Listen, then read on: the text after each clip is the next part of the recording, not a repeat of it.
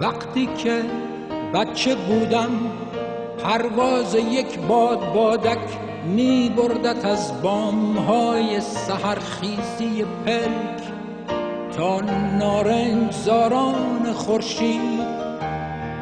وقتی که بچه بودم خوبی زنی بود که بوی سیگار میداد و اشکهای درشتش از پشت عینک با قرآن میامیخت.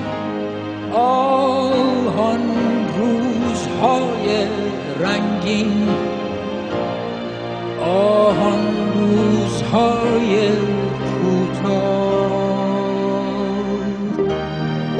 وقتی که بچه بودم آب و زمین و هوا بیشتر بود و جیرجیرک شبها در خاموشی ما آواز میخواند. وقتی که بچه بودم در هر 1001 شب یک قصه بس بود تا خواب و بیداری خوابناکت سرشار باشد. آن روزهای رنگین،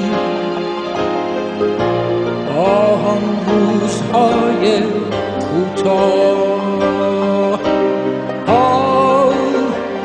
آن روزهای رنگین، آن فاصله های کوتاه.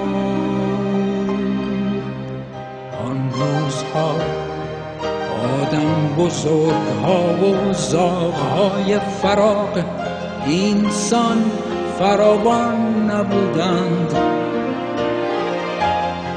وقتی که بچه بودم مردم نبودند. آن روزها وقتی که من بچه بودم غم بود اما کم.